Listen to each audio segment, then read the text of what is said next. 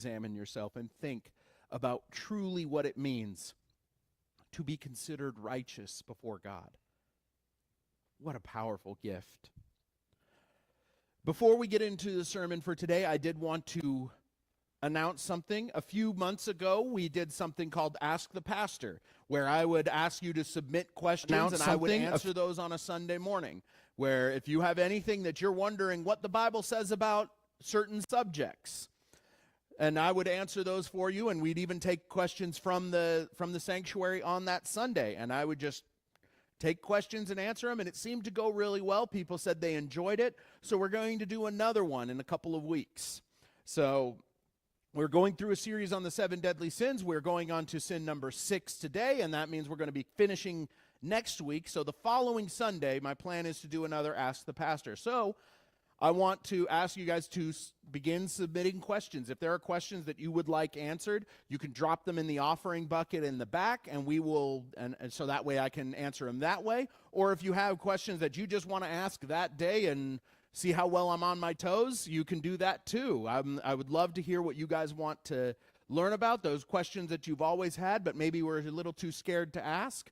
Go ahead. You don't have to put your name on it. If you want to drop a question in the offering and remain anonymous, that's fine, and I will answer all the questions that you guys have. So that's the plan. We're coming up in 2 weeks. We're going to do Ask the Pastor. So if you have questions, ask away. All right, so last week we looked at the deadly sin of lust and the heavenly virtue of chastity. Now, the sin of lust may well be one of the most, if not the most, widespread sin, not just in America, but in the church.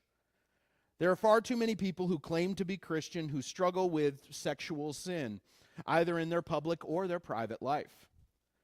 There are a lot of reasons for this. I think one of the big ones is that sexually explicit material are far more accessible today than they have been at any point in history. We often do not recognize also how harmful lust can be to us, so we're not active enough in fighting against it. We often don't realize even how far lust reaches in our lives. So we think that all of these problems that are coming up that have their genesis in lust, we don't see the connection, so we don't recognize the need to fight it. And I think the biggest problem, as why we see lust running wild in the church today, is that we don't practice true chastity anymore.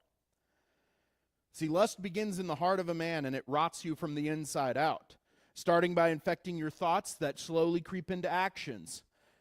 The temptation with lust, and part of the reason that it continues to grow, is because we minimize the danger at every step, which allows lust to grow and spread even more. Now, chastity is meant to combat this, and when practiced, it is very effective. But many Christians don't practice true chastity. Instead, they opt for abstinence. Now, I don't want to be unclear. Abstinence is a good thing. To abstain from improper sexual behavior and avoid bad sexual behavior is a good thing. The problem is, and the reason why many Christians never quite seem to kick those lustful sins, is because abstinence by itself is not sufficient. It stops short of the real problem. Because abstinence deals with actions alone, chastity deals with your thoughts. Since lust begins in the mind, if we don't combat it in our mind, we will lose every time. Chastity tells us that we need to meditate on the things of God, filling our minds with good things, leaving no room for lustful thoughts. Chastity also teaches us to flee from lustful temptations rather than remain in them. So because we are so vulnerable in this area, we have to take our thoughts captive and make them to be glorifying to God. Now, see, last week we talked about one that is a battlefield that really needs to be fought in the mind. Today we are going to be dealing with a sin that is very predominant in our physical lives. Today we are going to be examining this deadly sin of gluttony and the virtue of temperance.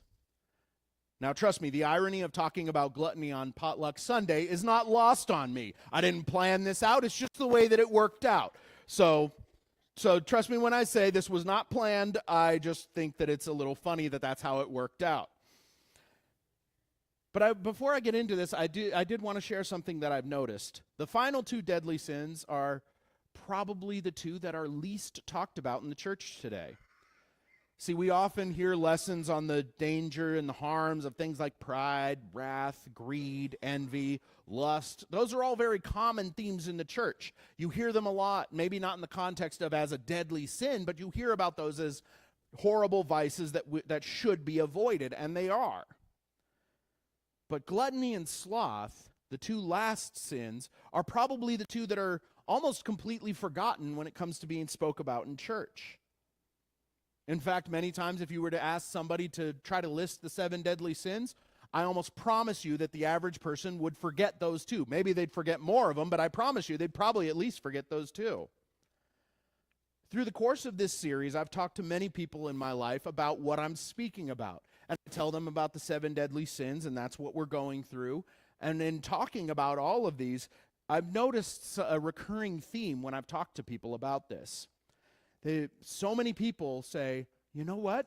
I don't think I've ever heard gluttony or sloth talked about in the church. And these are people who have been in the church for a long time. It's not like these are new Christians. These are people who've been walking with God for 30, 40 years. And they said, I don't know that I've ever heard these things talked about. I can attest to this in my own life. I've been attending church regularly since I was a small child, and I don't recall ever hearing anything from the pulpit on either of these sins. Now, I think there are a few reasons for this. The first, I think, is that in the face of the previous 5 sins, the harmfulness of these 2 sins seems much smaller. The rest of the sins are harmful both to us and to others. We see the harm that pride does to us and how it reaches into our relationships. Same thing with lust, greed, envy. All of these sins, we see how they affect us and others in a very negative way. Yet these 2 sins of gluttony and sloth only seem to harm us. They don't reach outside of us, so we think that they're not as big of a deal, probably not as bad as the rest. The next reason is we don't think of things like gluttony and sloth as spiritual in nature.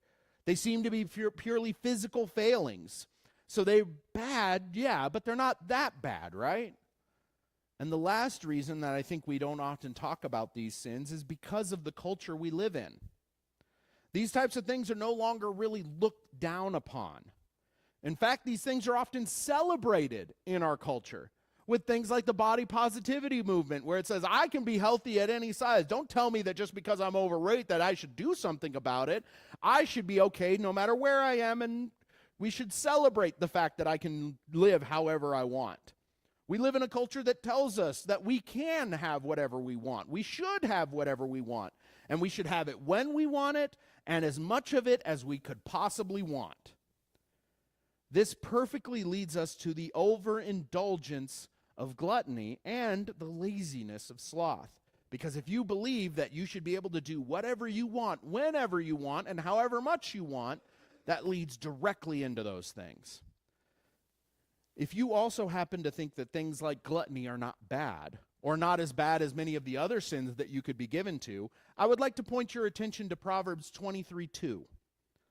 We might not see something as like gluttony as sinful, maybe not good, maybe not desirable, but we often don't think of it as sinful or that dangerous. But the Bible is clear that we need to avoid this kind of behavior, that it is harmful to us. In Proverbs 23:2, it says, and put a knife to your throat if you are a man given to appetite. The Bible talks about threatening yourself, putting a knife to your own throat if you are given over to your own appetites. That should tell you just a little bit about how serious of an issue this is and how seriously God takes this. He says if you struggle in this area, you better hold a knife to your own throat to keep yourself under control. I said last week that lust was a widespread issue, but so is gluttony. The proof is obvious. We have things like an obesity epidemic in this country, and that alone is a sign of gluttony. Now, for the record, I do not believe that every person who is overweight is a sinful glutton. I want to make that clear. There can be many other reasons for that. But when you have this many people, there is clearly a lack of control going on, which is a hallmark of gluttony. Before we go much further, it is important that I make one clarification. Gluttony is not limited to overeating. That is its most common manifestation, but a glutton can also be given to things like drink, both alcoholic and otherwise. It can even be found in things like an addiction to soda or even energy drinks. That can be a sign of gluttony. It can also be in things like drugs, both legal and illegal. Pretty much anything that can be consumed, pretty much anything that you put into your body is a potential source of gluttony. To be gluttonous is not just to enjoy these things on occasion. Gluttony is when there is a distinct lack of restraint or self-control when it comes to these things. When this happens, our own indulgence becomes the only thing that we care about. This overindulgence is harmful to us in more ways than just the obvious. We're going to look at 3 ways that gluttony harms us for the purpose of seeing where it is at work in us already, or so that we can be on guard to not allow it to take root in us. Now, the first way that gluttony harms us is that gluttony causes us to value our own pleasure over anything else. If you hear this and your first thought is, what's so bad about that?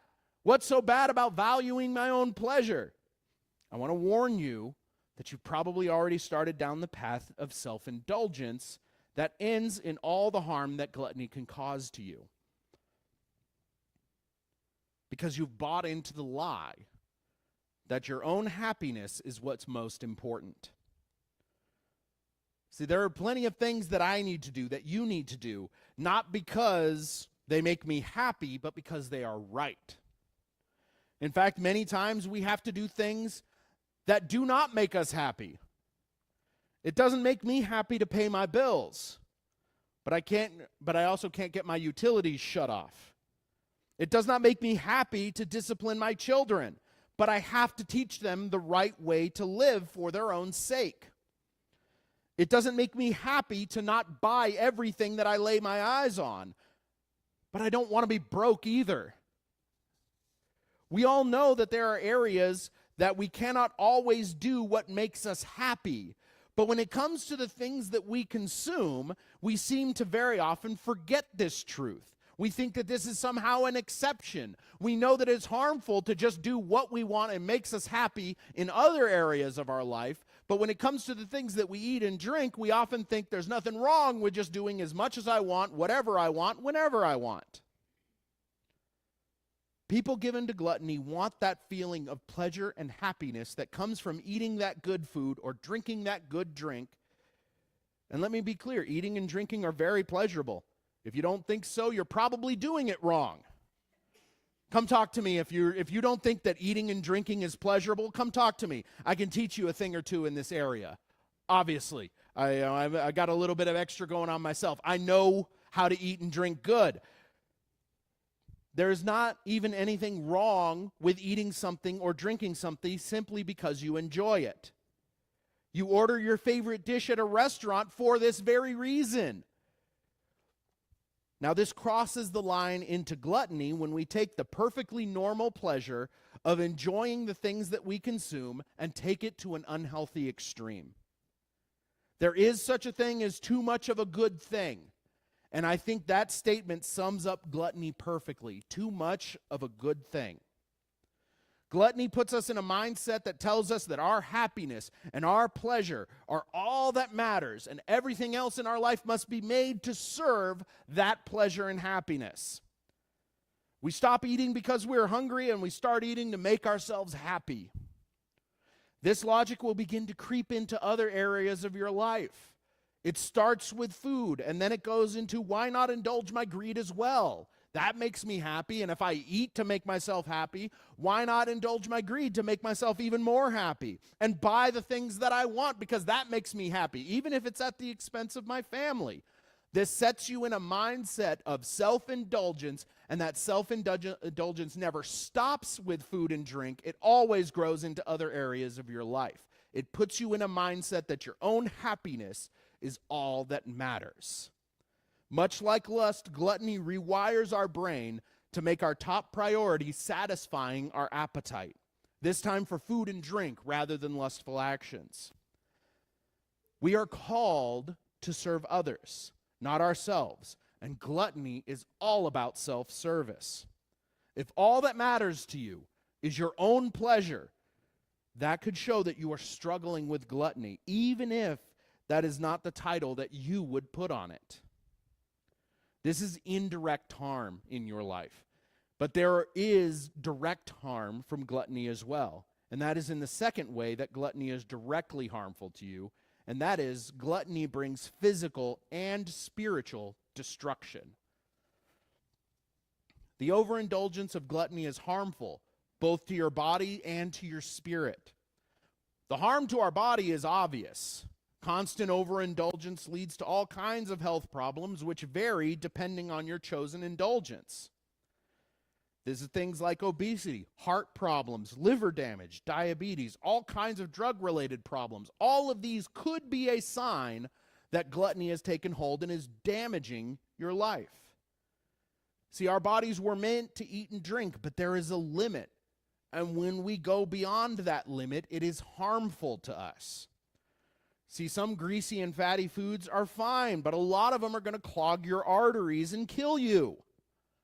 Some alcohol is fine. I know that that might not be a popular stance in a lot of churches, but some alcohol is fine. But a lot is going to destroy your liver.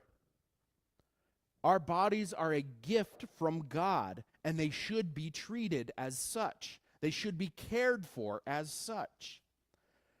And the harm to us is not limited to just our physical body and the harm that we can do to that, but to our livelihood as well. We are warned of this in Proverbs 23, verses 20 through 21. This addiction to overindulgence can even bring financial ruin to you, since you will pour far too much of your resources down your throat. And when you do that, you invite ruin into your life.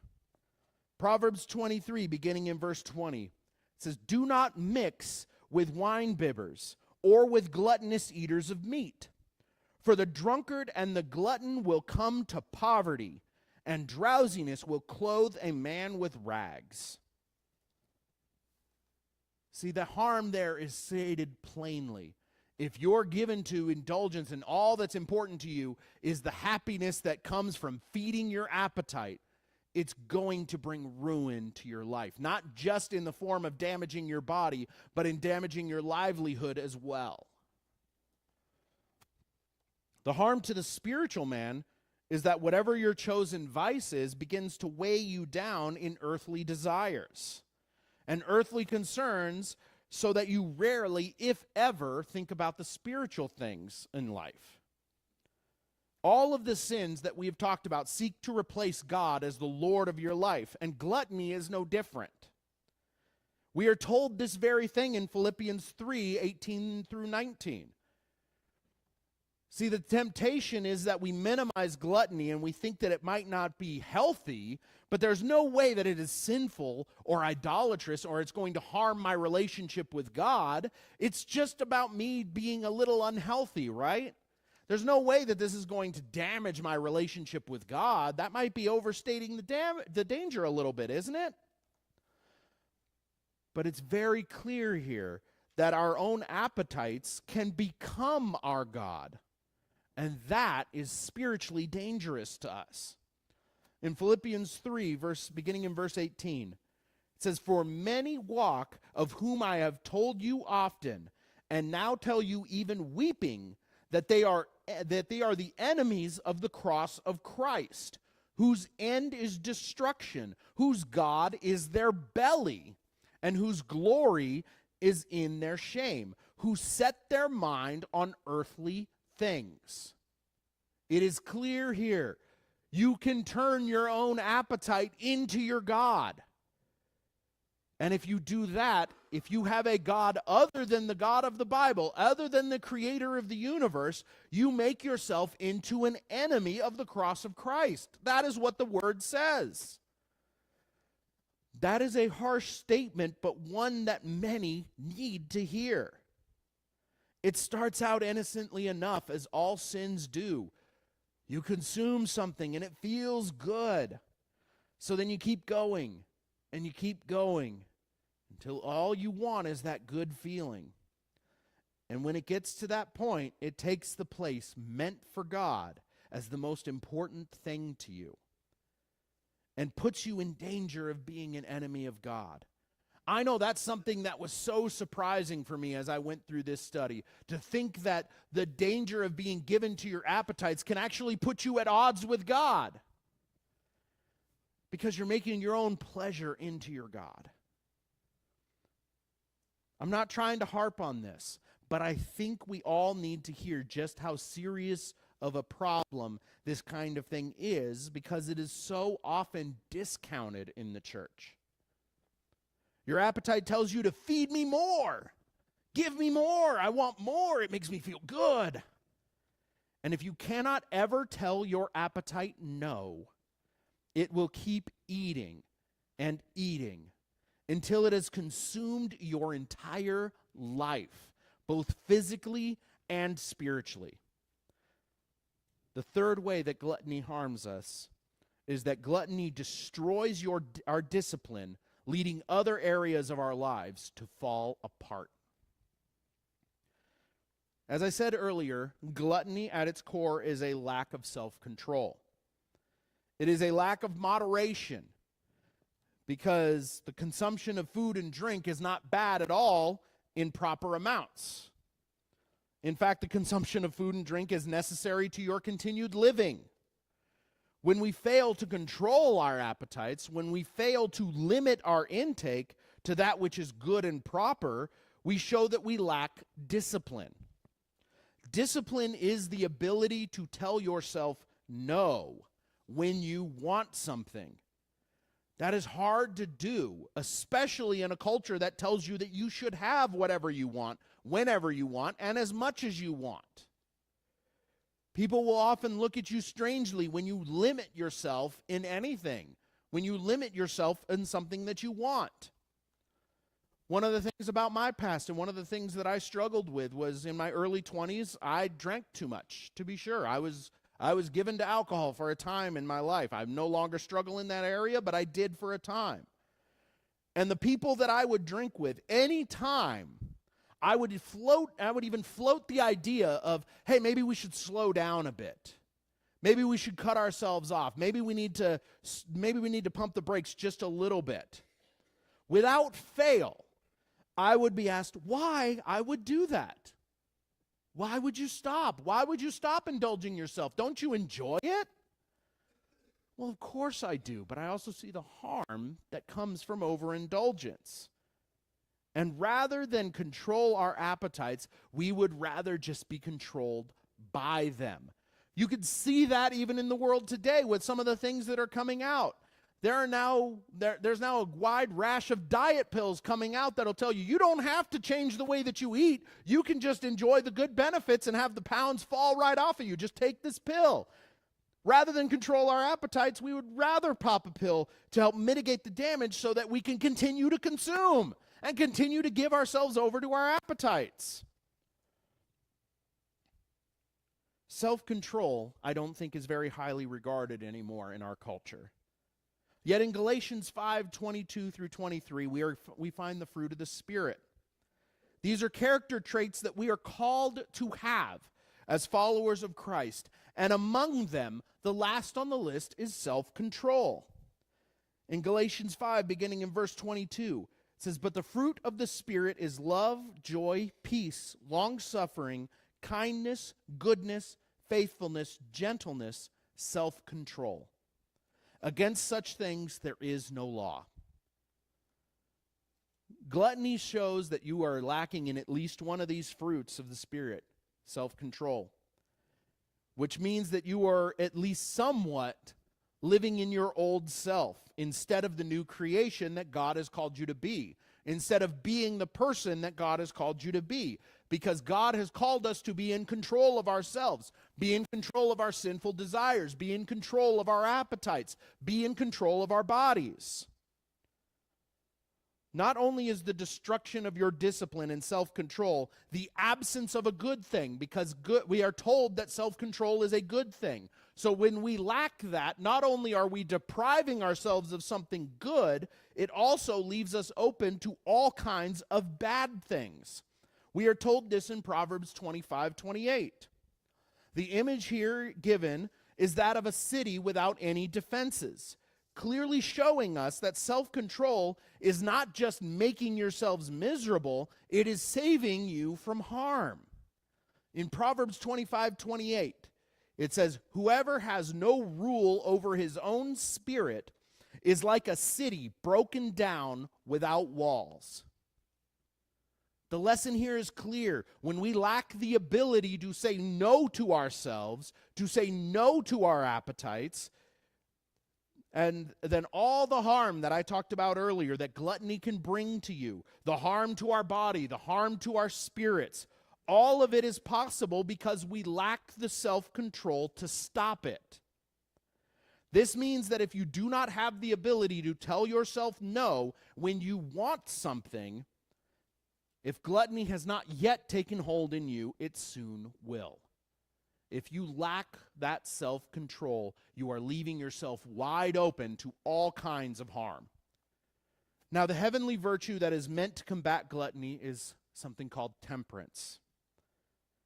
Now, temperance is self-control, it's discipline, and it's moderation, all in action in your life. Not just a thought process, but in action. Temperance does not say that you can never indulge your appetites, only that your appetite must be indulged in healthy ways and in moderation. This ensures that your appetites never take control of you. Now, this does not mean that you can never eat for enjoyment. Thanksgiving is on the horizon. Man, do I love Thanksgiving. I got to tell you, it's my favorite holiday, so trust me, I'm not a big fan of the whole like, hey, let's roll straight from Halloween into Christmas. No, give Thanksgiving its time. It is a great holiday. I'll get off my soapbox. All right, I love Thanksgiving.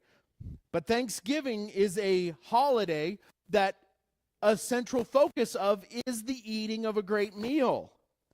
The Jews had several feasts.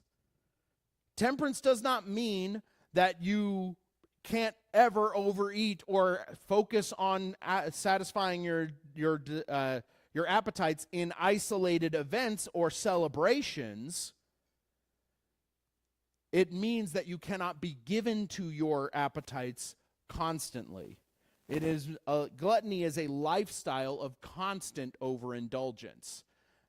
Isolated incidents of overindulgence are not necessarily sinful. They might not be great for you, but they're not sinful. Temperance protects our bodies from the harm of overindulgence, which keeps our bodies also as worthy temples to the Lord. Like we talked about last week on the subject of lust, we cannot pollute our bodies because our bodies are meant to be the temple of the Holy Spirit. We are not showing that we're not showing that we are properly honoring the body that God has given us if we destroy it with appetites run amok. Temperance makes sure that we keep our bodies as a place for God and not turn our bodies into our God. Now, two ways that temperance helps us to counteract gluttony and return to self-control are, one, that temperance tells us that things can be enjoyed, but there's more to life than your own enjoyment. Self-control and temperance does not mean that we can never enjoy ourselves. Indulging in our appetites has been a part of celebrations for centuries, and there's nothing wrong with it. The truth is that indulgence was never the goal or the focus in these celebrations. Thanksgiving is a perfect example. I'll use it because it's modern and it's coming up. We get together with friends, we get together with family, and we celebrate all the blessings that we are thankful for while we feast. The feast itself is not the goal. The overindulgence itself is not the goal. It is part of the celebration of the blessings that we have been given throughout the year. Temperance tells us that, as we see in 1 Corinthians 9:27, we are to be in control of our bodies, not the other way around. Not only are we to be in control of our bodies, but the wording of this verse gives the image of total control. We are to be in complete control of our bodies, not given to our appetites, but in control of them. We're always going to feel our appetites, but and temperance is never going to remove your appetites from you. That is impossible. But temperance is the discipline of one's appetites, the control of one's appetites. 1 Corinthians 9:27 says, "But I discipline my body and bring it into subjection, lest when I have preached to others, I myself should become disqualified." Paul here is talking about a level of control over his body that is total, so that he is not disqualified from the kingdom. That is how important temperance is. If we only ever worry about enjoying ourselves, we will never follow God in the way that we should. Because let's face it, sometimes following God is not enjoyable. Sometimes God calls us to do things we don't want to do. Sometimes he calls us to abstain from things that we would rather indulge in. But this is because there are so many things that are far more important to us than our own indulgence and our own happiness. Even the holiday that is most about indulgence is not actually about indulgence. There is more to life than satisfying your appetites, and that is what temperance tells us. We can enjoy ourselves, but we cannot be given over to our appetites. The second way that temperance helps us is that temperance makes room for our focus to return to the things of God. See, when we are in control of our own desires, when we are in control of our own appetites, and we are no longer solely focused on the happiness of feeding that appetite, we can once again begin to focus on the things of God, the things that truly matter. After the fruits of the Spirit in Galatians 5:24, we are told that if we belong to God, we have to not only control our fleshly desires, of which gluttony is one, but we are to put them to death. This means that they are to have no control over us. In Galatians 5:24, it says, "And those who are Christ's have crucified the flesh with its passions and desires." It is of God to deny our impulses and control our desires, because most of our desires end in harmful and sinful things. Once again, and for the millionth time, this does not mean that you can never enjoy yourself. You can, and God wants you to be able to enjoy yourself. But it does mean that all these things that we enjoy should never come before our relationship with God. In Titus 2:11 through 12, our relationship with God and the sanctification that comes from it lead to us denying our earthly impulses. Righteous living and a denial of selfish appetites go hand in hand. In Titus 2, beginning in verse 11, it says, "For the grace of God that brings salvation has appeared to all men, teaching us that denying ungodliness and worldly lusts, we should live soberly, righteously, and godly in the present age." We have to stop focusing on our own indulgence and start focusing our attention on being the people that God has called us to be. And we cannot do that if we are only ever concerned with feeding ourselves and indulging in those appetites. So how do we grow in temperance? We can see that controlling ourselves has good outcomes, whether the world thinks so or not. First and foremost, as with all of the virtues, we have to rely on the Spirit of God. The fact of the matter is, while we can have limited success in controlling ourselves through our own will, we cannot have sustained success without the aid of God. Our appetites are just too strong. This does not mean that we can simply throw up our hands, abdicate all responsibility, and say, well, there's nothing that I can do. God better come in and help me. I guess that means I can continue to do whatever I want, whenever I want, and hopefully God will magically remove my appetites from me. There are indeed things that we can do, and there are things that we should do. We need to find small opportunities to say no to ourselves and actually say no to yourself in those opportunities. Maybe that looks like, I'm not going to have that snack that I don't really need today. Maybe I won't have that second or third beer. Maybe I don't need to finish my plate because you know what? I'm not hungry anymore. That's hard for me to accept because I grew up in a culture that told me, you clean your plate, whether you're hungry or not.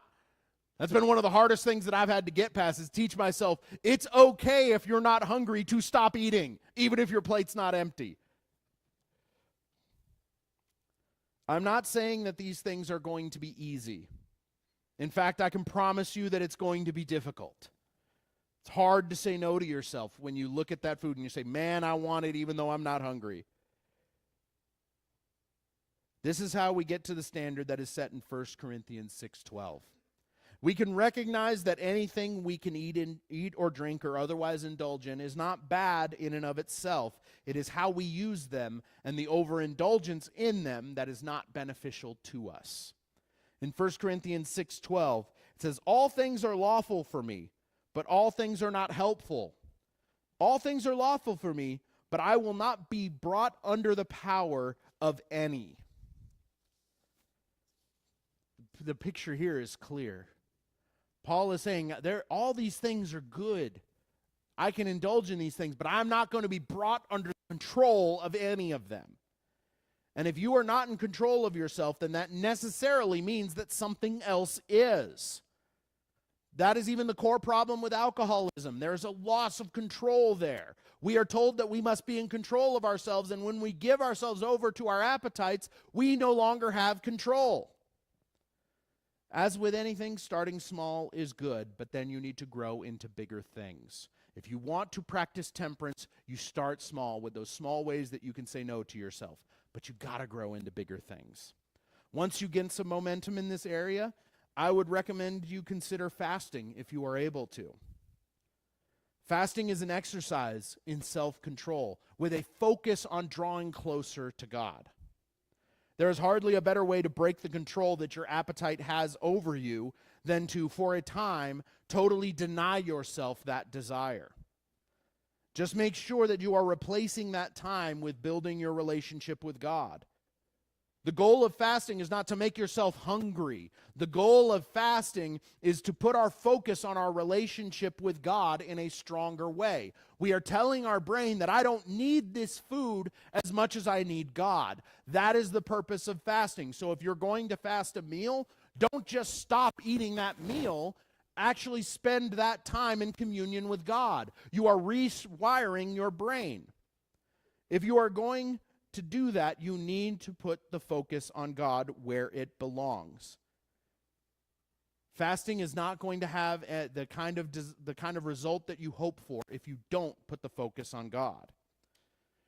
And when you do that, if you do that, fasting is hard, and you might mess up a couple of times. But if you do screw up, don't quit. Get back into it. That was one of the first things I had to be taught. When it came to the subject of fasting. They're saying, especially when the first time you do it, it's going to be hard. Maybe you'll slip up. Maybe you'll make a mistake. Maybe you say you planned a 7-day fast and you screw up on day 3, so you think, well, I screwed up, I guess I'm done. No, get back into it. Get back onto it and continue your fast. If you need help planning a fast, if that's something that you would like to do, come and talk to me after service, and I can help you with planning that. We don't live in a culture that values self-control, but God does. And just because the world does not value it does not mean that there is no value in it.